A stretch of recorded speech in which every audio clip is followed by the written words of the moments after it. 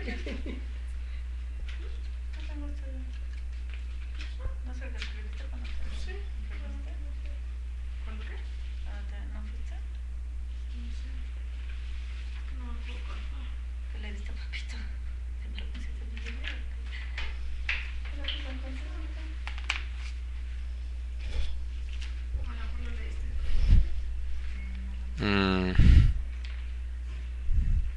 Muy bien, pues vamos a trabajar el día de hoy sobre un resumen de lo que hemos tenido la oportunidad de estar estudiando en el Pentateuco, sobre la persona, la figura de nuestro Señor Jesucristo, sobre todo porque hablando acerca de nuestra vida como creyentes, de alguna forma podemos ver que lo básico queda allí bien delineado de parte del Señor, porque hablando de lo que Dios nos da a través de nuestro Señor Jesucristo, pensando en el Génesis, que la figura es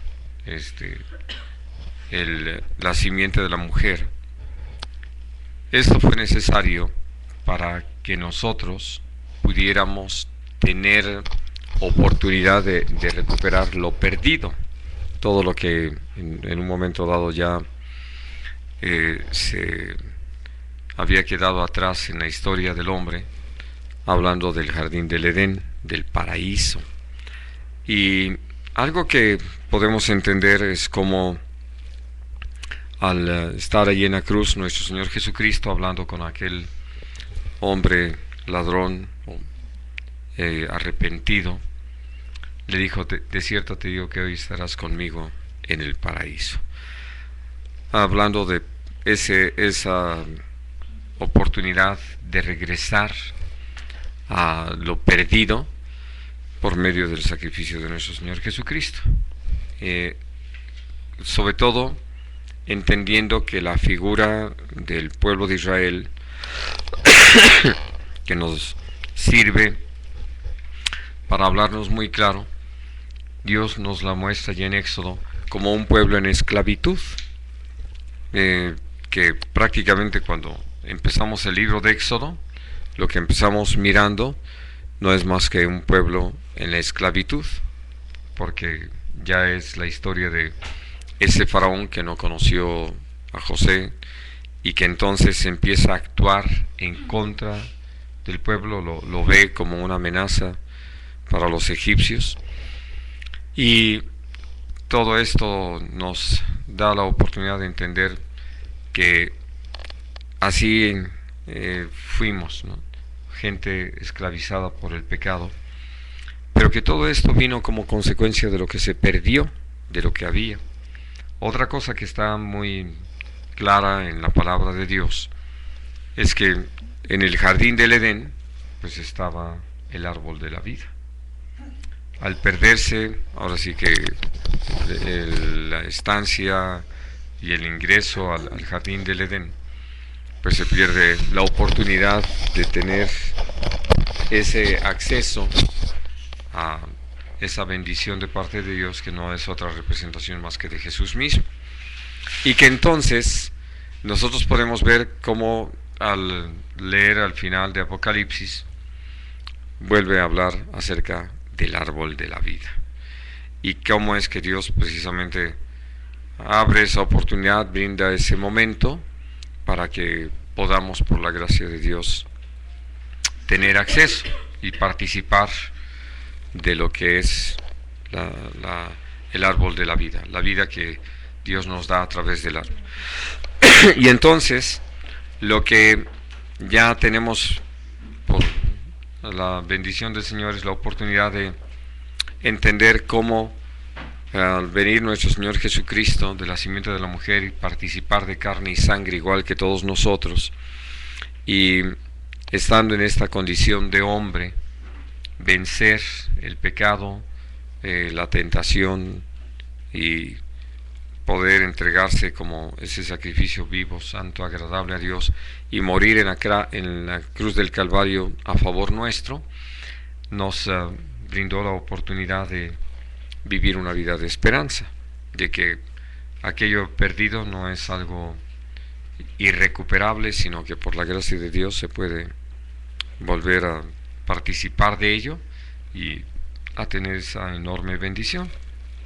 Bueno, por otro lado, lo que nosotros necesitamos mirar ya en el Éxodo, teniendo presente la condición de esclavitud, es que lo que Jesús nos da como Cordero Pascual es libertad.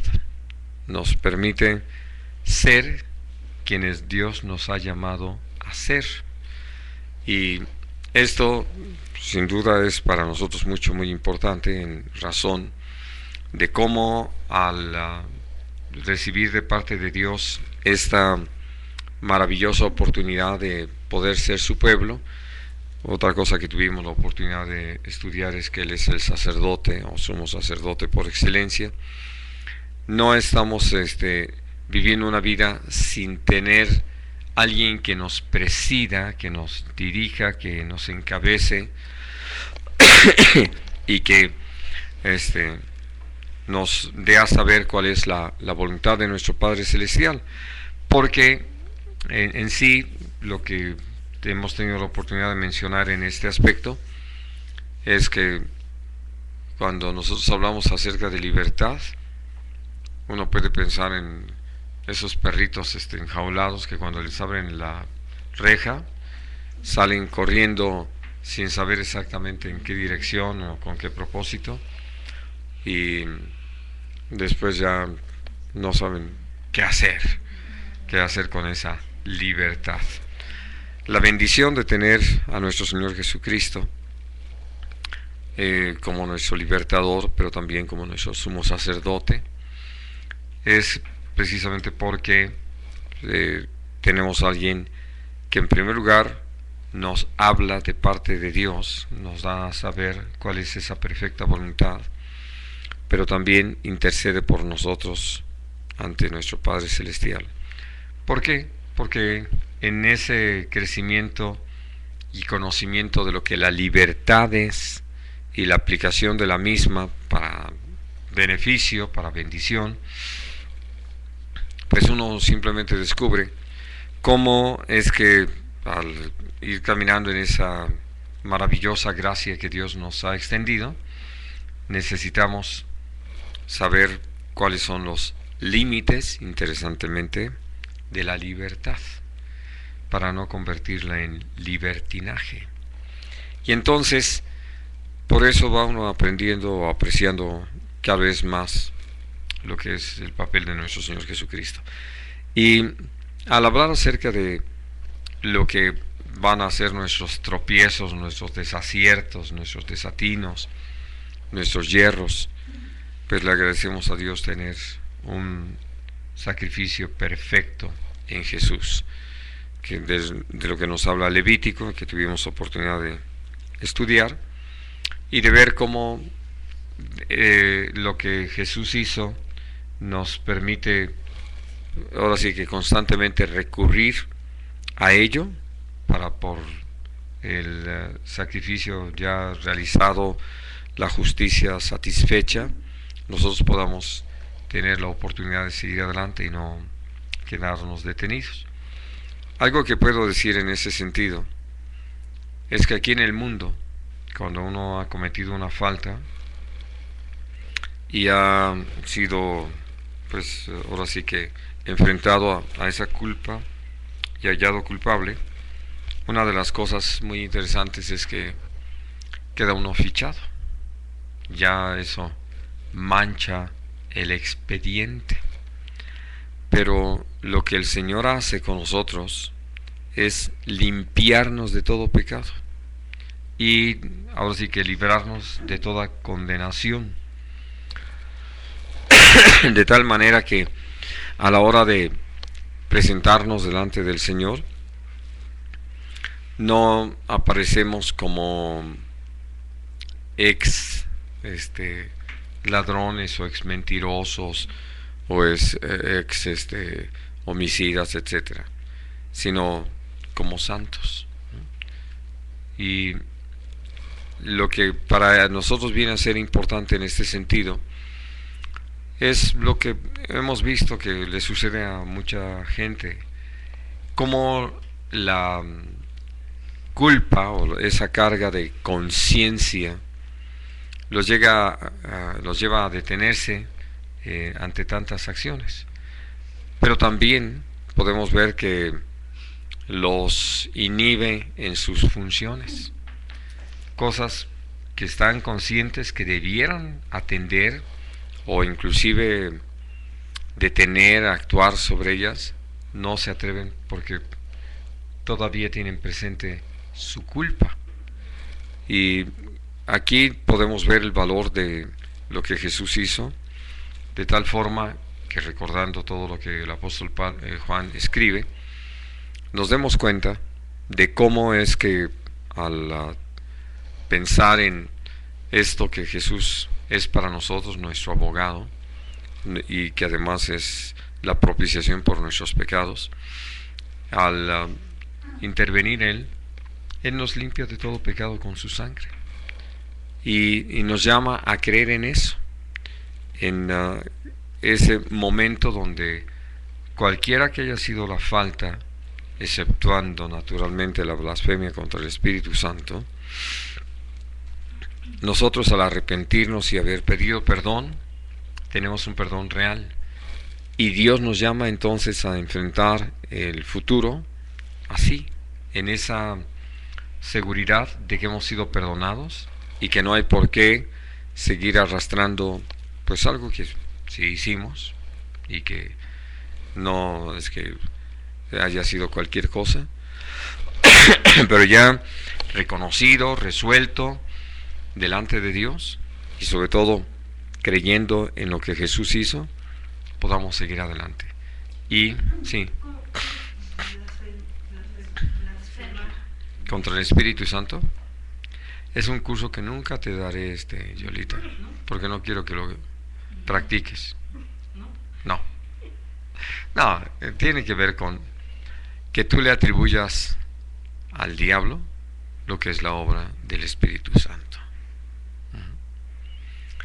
Pero para eso necesitas conocer al Espíritu Santo, es decir, haber experimentado en ti.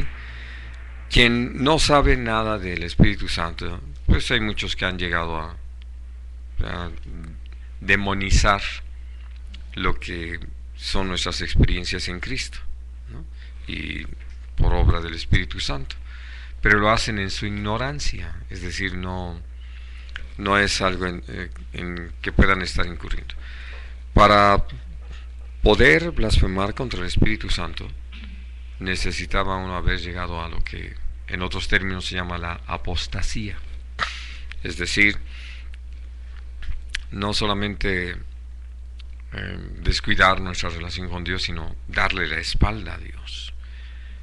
Y entonces, como lo describe de una manera más clara, más precisa, como dicen ahora muchos los políticos, más puntual, ¿no? El capítulo 10 de Hebreos se tiene que haber llegado a tres cosas.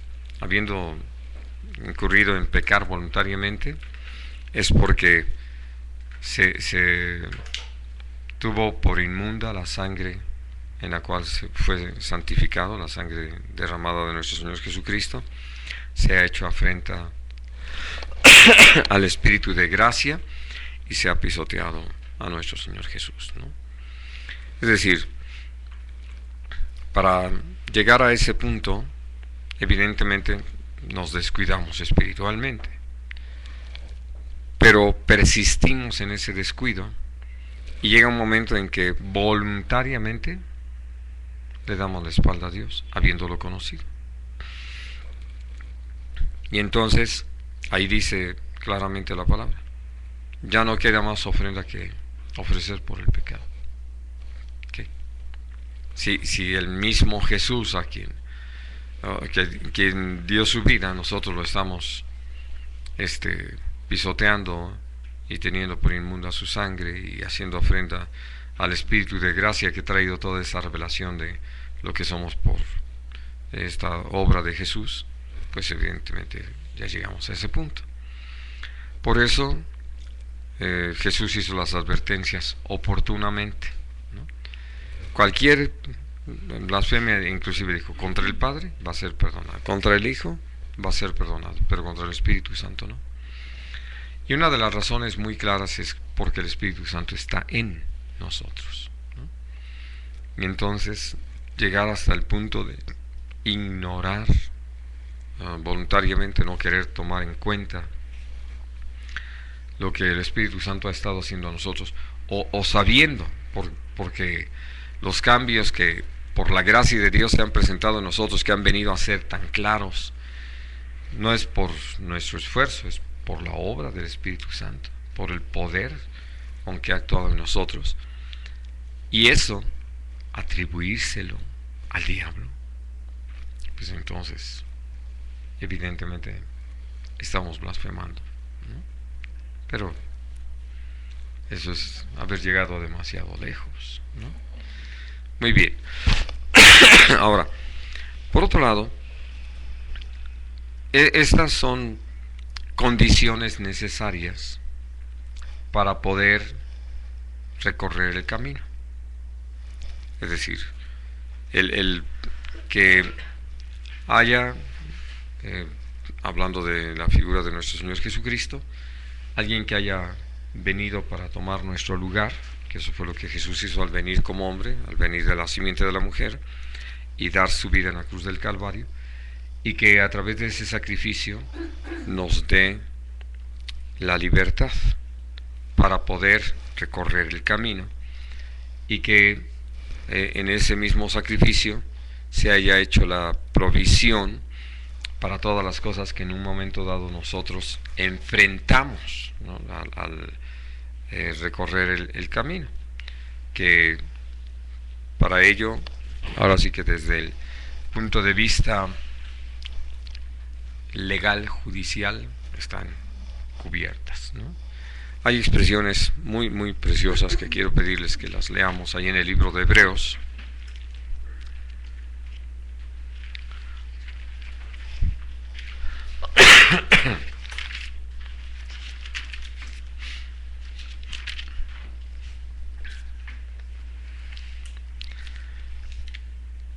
Capítulo 9, versículo 11.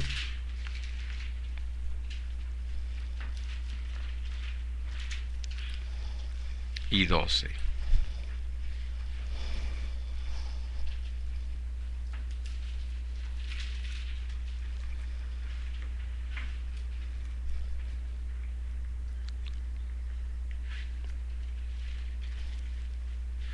Adelante. Dice, pero ya estando presente Cristo, sumo sacerdote de los bienes venideros, por el más amplio y más perfecto tabernáculo, no hecho de manos, es decir, no de esta creación, y no por sangre de machos cabríos, ni de becerros, sino por su propia sangre, entró una vez para siempre en el lugar santísimo, habiendo obtenido eterna redención. Para mí eso es algo maravilloso, entender que el sacrificio de Jesús es tan trascendente que no es que alcanza muchas épocas, todas las épocas de la humanidad, sino eterna redención. Muy bien, capítulo 10.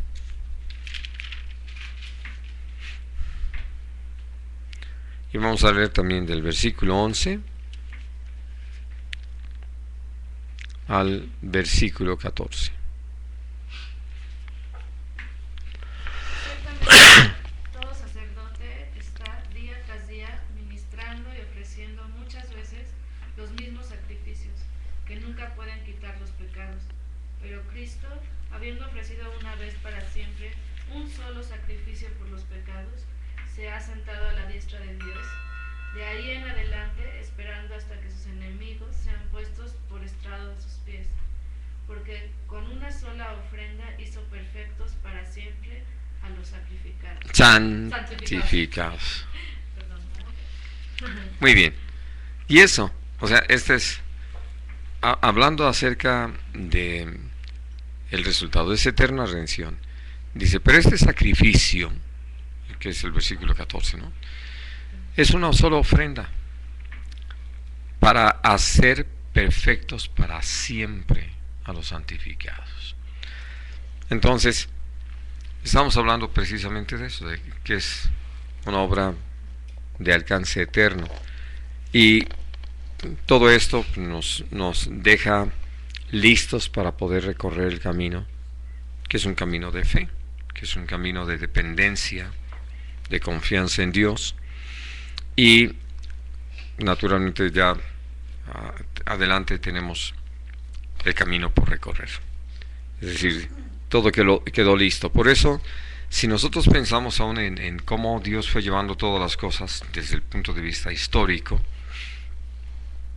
pues naturalmente cuando hablamos acerca de la promesa dada a Adán y Eva en el jardín mismo del Edén, bueno, cuando son enfrentados por Dios y posteriormente arrojados fuera, echados fuera, ahí está la promesa. Les decía, en ello queda implícito la posibilidad de volver a tener lo que se perdió, de volver a recibir lo que Dios tenía ya de hecho previsto, que lo volvemos a recibir y que lo entendemos así, sobre todo al final de Apocalipsis. Pero ese es el lugar a donde hay que llegar. Es decir, ahora es todo un recorrido. Uno casi podría decir, el jardín del Edén está aquí, los echan fuera, ya están fuera, ¿no? Ahora sí que cuando lo echan a uno fuera de la casa, pues con que esté ya con un pie en la calle ya está uno fuera de la casa. Pero una cosa muy interesante que Dios nos hace saber es cómo la cuestión del pecado nos alejó de Dios como nosotros no podemos imaginarlo, ¿no? Se hizo una separación tremenda, porque para nosotros a veces las cosas son muy superficiales, pero para Dios no. Todo tiene un valor absoluto y Él se maneja así. Y entonces, al separarse el hombre de Dios por su pecado, hubo la necesidad de esta redención por medio de nuestro Señor Jesucristo y la necesidad de recorrer un camino para volver al Señor. Y ese camino queda listo, arreglado, allanado por medio de nuestro Señor Jesucristo. Ahora sí, ¿qué tan largo va a ser ese camino? Pues no para todos es igual en el sentido de tiempo, ¿no? Que eso es algo interesante. En cuanto a distancia, pues puedo decir que es lo mismo. Pero lo que necesitamos aprender es por qué ya en Números hay una provisión de parte de Dios, que estudiábamos la semana pasada, en la figura de nuestro Señor Jesucristo, de que es la roca de la que fluye el agua, ¿no? De donde viene precisamente pues ese sustento para poder recorrer el desierto. Y teniendo ya preparado de parte de Dios lo necesario para no ceder al pecado, y además ahora teniendo nosotros ya la historia del pueblo de Israel, de por qué es que no entraron en la tierra prometida toda esa primera generación, pues nosotros, teniendo tal amonestación de parte de Dios, tal enseñanza, porque como lo dice en el capítulo 10 también de 1 Corintios, todas las cosas que antes fueron escritas para nuestra enseñanza, o como lo dice Romanos, para nuestra amonestación, fueron escritas para que no pequemos como ellos pecaron, para que no incurramos en las mismas faltas, en la misma murmuración, etc. Y entonces alcancemos la meta. Pero para poder alcanzar la meta, aún ellos, para recorrer el camino, necesitaban agua. Necesitaban la palabra. ¿Qué es lo que nos permite, ahora sí que, ser fortalecidos, instruidos, todos los días? La palabra, que no habla más que de nuestro Señor Jesucristo. Es decir, si entendemos de qué se trata lo que es el verbo, pues es Jesús, ¿no? Y por eso, al poner nuestra confianza en Él y al renovarnos en Él, vamos viendo cómo el Señor nos lleva en esa vida renovada día tras día. Y renovada porque, fue muy interesante hablando de esto. Un hermano decía, pero no renovación, sino algo así como la aplicación. Dije, pues es que lo que produce en ti, el que le creas al Señor, que pongas en práctica su palabra, es una renovación, ¿no? Dije, simplemente acabábamos de desayunar, ¿no? Y le dije, ahorita lo que sucede en nuestro organismo, por lo que comimos, es que esos alimentos que ingerimos, pues van a permitirnos una renovación en nuestro organismo. No es que todo se queda como era antes, nada más era para quitar la sensación de hambre, el asunto de comer. No, en realidad son nutrientes de nuestro organismo. Lo mismo es la palabra, de tal forma que por eso cuando nosotros descuidamos la meditación de la palabra y naturalmente la práctica de la misma, podemos ver nuestro decaimiento espiritual y cómo va a ser muy fácil que demos lugar a el engaño, a la mentira, al pecado y todo eso. Ahora, hay algo que es muy interesante. Por eso les decía, hablando de tiempo, solo Dios sabe cuánto le tome a cada quien. El ladrón en la cruz, pues prácticamente solo se tuvo que esperar unas horas antes de conocer el paraíso, porque hasta donde entendemos, esta palabra que nuestro Señor Jesucristo le da fue poco antes de las 12 del día. Para poco antes de las 6 de la tarde, ya los soldados habían venido para quebrarles las piernas y provocarles la hemorragia interna y que murieran. Así es de que él tuvo que esperar solamente esas horas para estar con Jesús en el paraíso, es decir, que empezara su eternidad con Dios. Pero hay otros, pues, que tienen que esperar, como podemos citar el caso de los hombres en el principio, aún un Noé que halló gracia delante de los ojos de Dios y todo, vive 950 años, ¿no? Así es de que se tienen que esperar un ratito, y en ese ratito pues hay que renovarse día a día. Por eso la enseñanza de nuestro Señor Jesucristo, Mateo capítulo 6. Mateo capítulo 6.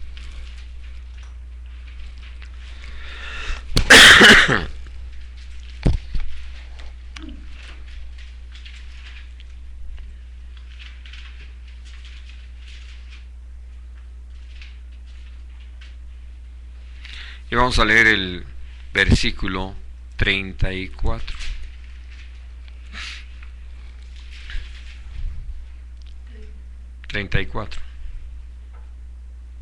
Así que no os afanéis por el día de mañana, porque el día de mañana traerá su afán. Basta cada día su propio mal. Así de sencillo. Es decir, ¿para qué me ando preocupando por el día de mañana? No sé si lo voy a vivir, ¿no? Ya me estoy adelantando, ¿no? Y entonces, de veras, por eso uno puede vivir en ese descanso de cada día. Hoy me ocupo en las cosas que Dios quiere. Si ese día se repite, en el sentido de que Dios me da un día más, y luego se suma y llego a los 950 años, bueno, pues los 950 años se necesita hacer exactamente lo mismo cada día, ¿no? Vivir sin afán, porque eso es lo que nos deja o nos impide vivir este día. Ya estamos tan proyectados en el futuro que dejamos de vivir el presente, ¿no? ¿Qué va a pasar? Está en las manos del Señor. Y eso, si el Señor le parece bien y si así lo permite, ¿no? Por eso quiero pedirles que recordemos lo de Santiago capítulo 4.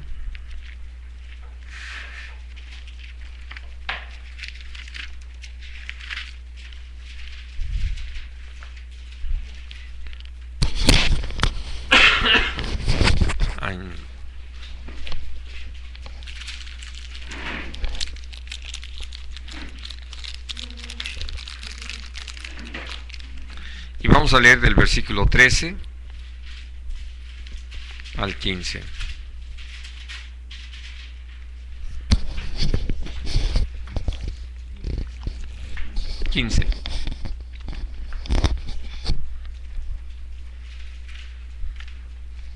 Vamos ahora, los que decís, hoy y mañana iremos a tal ciudad y estaremos allá un año y traficaremos y ganaremos. Cuando no sabéis lo que será mañana, porque ¿qué es vuestra vida? Ciertamente es neblina que se aparece por un poco de tiempo y luego se desvanece. En lugar de lo cual deberéis de decir, si el Señor quiere, viviremos y haremos esto o aquello. Así es. Tan sencillo como eso. Yo no dudo que algunos puedan decir, uy, qué irresponsabilidad. Porque ya saben que muchos están promoviendo, ¿no? ¿Ya está embarazada? ¿Y ya pensó en qué universidad va a ir su hijo? Ya previó. Sí, bueno. ¿Cuántos hijos piensa tener? ¿Y dónde los va a enterrar cuando se mueran? ¿No? Claro. Y por eso digo, hablando de que eso nos llena de afanes. Y entonces ahí están todos preocupados. Creo que ustedes lo han visto, sobre todo en las películas de norteamericanos, ¿no? Que enfrentan alguna cosa, ¿no? Y en la discusión entre los cónyuges es que entonces lo que tenemos guardado en el banco para cuando los hijos vayan a la universidad, ¿quieres que nos los gastemos ahorita? Entonces, sí. Porque tienes que tener una buena, una buena escuela, ¿no? Sí. Tenemos que dejar un buen patrimonio. Sí, pues lo que le van a dejar ahí son 2 momias, ¿no? Bueno. Sí, porque alimentándose de lo máximo para que luego el hijo no va a la universidad, no quiere. Sí. Una cosa u otra, o no le gusta estudiar. Sí, o descubre que hay otras cosas que puede hacer sin necesidad de ir a la universidad, ¿no? Bueno. Sí, o resulta que comiendo un cereal sale una beca, ¿no? Bueno, digo, así tantas cosas. Pero hablando acerca de lo precioso que es atender al Señor, renovarnos en Él, seguir meditando en su palabra. Esto, vamos, como un ejemplo, este par de pasajes que acabamos de leer, donde lo maravilloso de escuchar al Señor es eso: ocúpate hoy, ¿no?, en las cosas. Y hablando de vivir este día así, pues disfrutándolo porque lo tenemos, porque al Señor le ha parecido bien. Entonces, la bendición para nosotros es poder tener esa comunión con Él, que nos permita agradecerle por todas las cosas que se están dando con nosotros y con la gente que está a nuestro alrededor, y la forma en que Dios está obrando en nuestra vida y todo, ¿no? De que sí vamos a enfrentar otras cosas, sí, naturalmente, si el Señor quiere. Viviremos en primer lugar y entonces haremos esto o aquello, ¿no? Pero si no, ¿para qué nos llenamos de afanes? ¿Qué nos ha sucedido con los afanes? Pues puedo decir que lo primero es que nos ponen de mal humor, ¿no? Nos enferman. De todas maneras no resolvemos nada. Porque si nos ponen, y nos ponen frente a un portal muy peligroso, en el sentido de que estamos tan afanados que cualquiera puede venir a engañarnos, ¿no? Decir, ay, así, pero es exactamente lo que necesitamos, sí. Y claro, el otro nada está pensando, si tenías cara de afanado, que por eso te escogí, ¿no? Y entonces, al mirar la forma en que nosotros hemos actuado, pues tenemos muy buena historia de por qué el Señor nos habla en esos términos. Y sobre todo, lo que leíamos allí en Mateo 6, es en el contexto de que antes que nosotros le expresemos a nuestro buen Padre Celestial cuáles son nuestras necesidades, Él ya las conoce, ya lo sabe. Y agrega a nuestro Señor Jesucristo, Él sabe que de todas estas cosas ustedes tienen necesidad. Y Él es un buen Padre Celestial. Y añade diciendo, si ustedes siendo malos saben dar buenas dádivas a sus hijos, ¿cuánto más vuestro Padre Celestial dará pues lo que necesitemos, lo que le pidamos, ¿no? Y entonces, hablando de toda esta confianza, la bendición de renovarnos en esta visión, en ese entendimiento, es que nos permite vivir con gozo, con alegría, en paz. Y hasta puedo decir, con salud, porque no estamos enfermándonos por la tensión, ¿no? Y todo eso. Y una vez que nosotros vamos en ese camino, necesitamos una palabra que nos aliente. Por eso la figura de nuestro Señor Jesucristo ya en Deuteronomio fue esa. Es muy interesante pensar que cuando Moisés está hablando con esa generación que sí entró a la tierra prometida, pues estaban así, por entrar, ¿no? Y el recuento que se hace de todo lo que fue su historia en el desierto desde la salida de Egipto,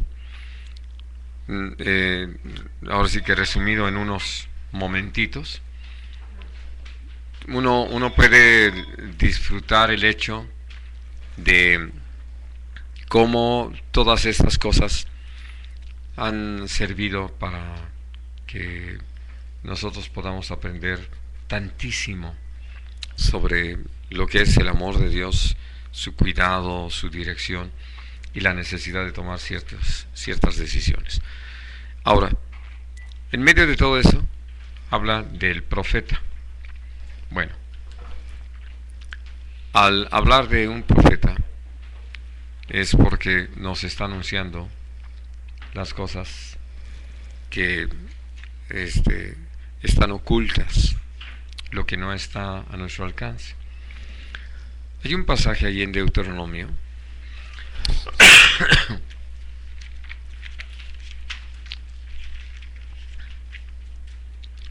capítulo 29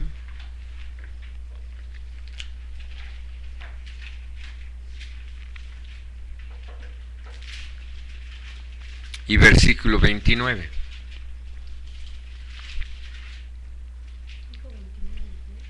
Sí.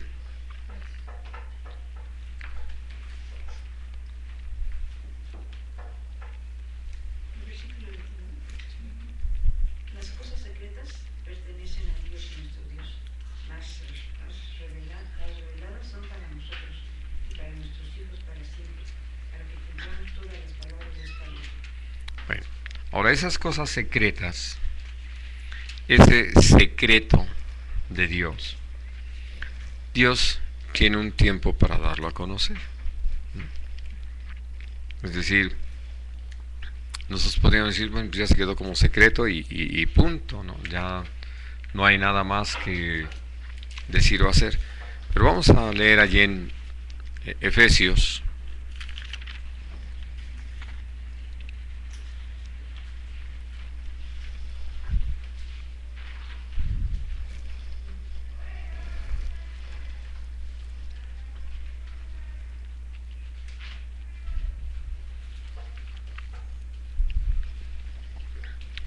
Y vamos a leer del versículo 1, Efesios 3, perdón, del versículo 1 al versículo 7.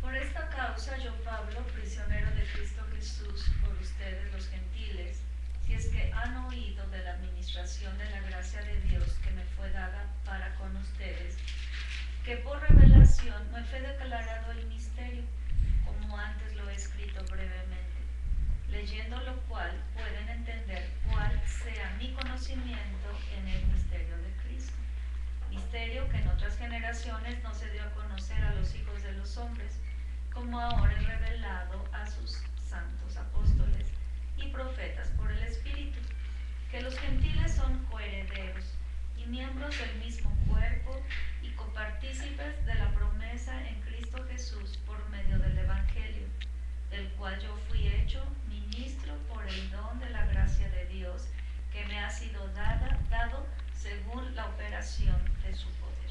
Así es. Esa es parte de esas cosas secretas que el Señor en ese entonces se reservó para sí mismo, no se las dio a conocer al pueblo de Israel con la claridad que ahora por la gracia de Dios tenemos.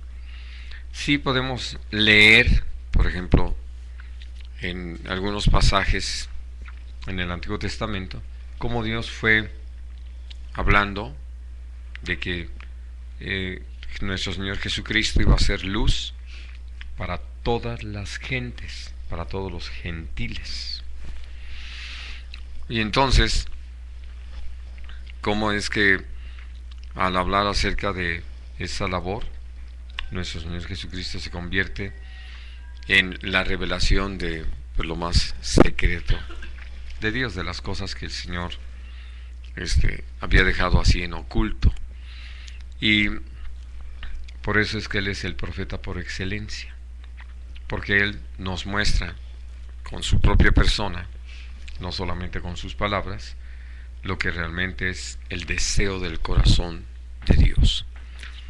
Y para nosotros esto viene a ser una bendición total en razón de cómo al ir en ese camino, teniendo la palabra de parte de Dios, tenemos el aliento de parte de Dios a proseguir. ¿Por qué? Porque lo sabemos, en este caminar en la fe somos probados. Y en medio de las pruebas, aparte de las necesidades que nosotros podamos tener, las enfermedades que podamos padecer, también vienen las tribulaciones y la persecución y el rechazo por causa de la fe. Y cómo es importante tener de parte del Señor una palabra. Vamos al libro de Hechos.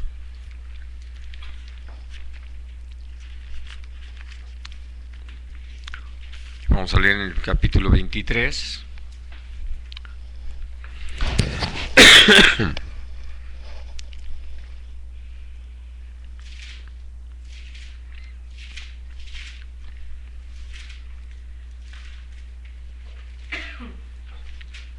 El versículo 11.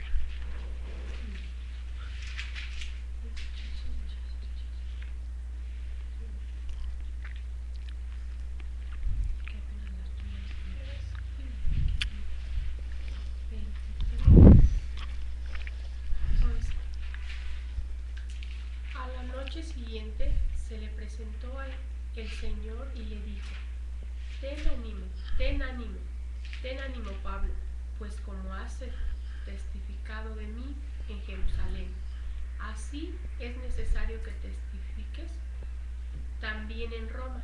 Ujú. ¿Y qué importante fue para el apóstol Pablo esa palabra? En primer lugar, porque lo que el Señor está diciendo es, no estaba solo. Y le acababan de dar una paliza, ¿no? Y uno diría, pues, así como que son esos momentos en que sin dudas hace falta una palabra de ánimo, algo que venga a fortalecernos. Y que hablando acerca de ese mensaje profético viene a ser tan precioso. Y ahí está nuestro Señor Jesucristo, se le aparece, le habla y le dice, ¿no?, cómo es que lo que había estado pues haciendo, compartiendo, testificando de él allí en Jerusalén, era necesario que lo hiciera también en Roma. Ahora, ¿en qué condición estaba ahí? Lo acababan de detener precisamente el ejército romano.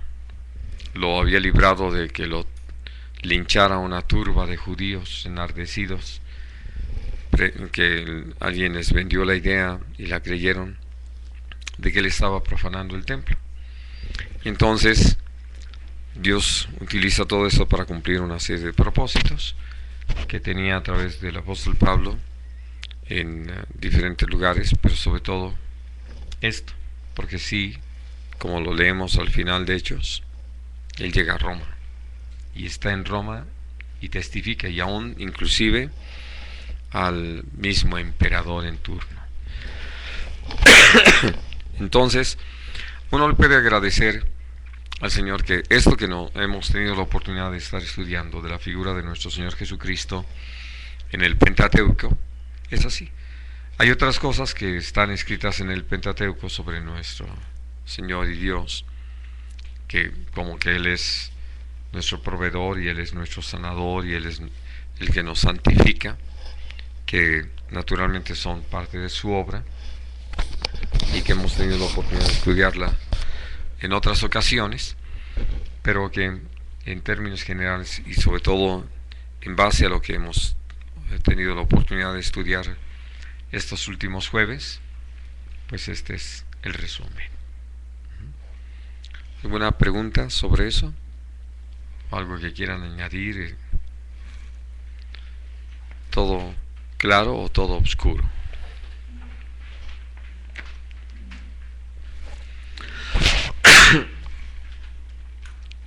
No, es que tengo que entender unas cosas, pero no ahorita. Muy bien. Jesús es realmente todo lo que nosotros necesitamos. Así es. Dios tiene sus demandas hacia nosotros, porque quiere que seamos perfectos delante de Él, santos, ¿no? Y uno podría verlo como una muy grande carga, ¿no? Como tener un camino recto delante de Dios podría ser devastador pensar en que tengo que responderle a Dios.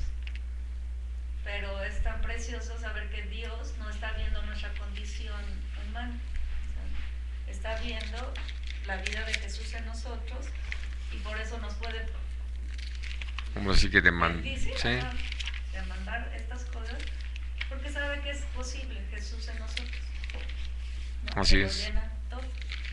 Entonces, que es posible si nosotros, ¿no?, caminamos de esta manera con Él, rendidos, apartados para el Señor. Entonces Él toma el control y es increíble saber que es posible estar ahí, ¿no?, agradando el corazón de Dios, pero no en lo que nosotros podemos hacer, sino Jesús viviendo su vida en nosotros. Entonces eso es lo que de todo lo transforma, ¿no? Yo consideraba, bueno, que hermoso y que misericordioso es el Señor, porque hablando de lo que nos explicaba Jorge, que pues aún los pecados y esto, por ejemplo, que por decir que fueran que vamos con en la vida, fueran a la cárcel, que se ficharan, todo eso, y que ya no tuviera así una como su oportunidad y Sí, que donde te y presentes, el te Señor, presentas ya ajá, con tu mujerito. sí, y el Señor, o sea, hasta todo eso nos libra, ¿no? Que si nos arrepentimos, Él nos limpia y seguimos otra vez, ¿no? Claro, diciéndole, Sí, con vestiduras con blancas. decir, ajá, y renovándonos cada día, ¿no? Así es, qué hermoso, ¿no? Ya no tenemos que responder por ninguna cosa pasada porque ya limpió todo.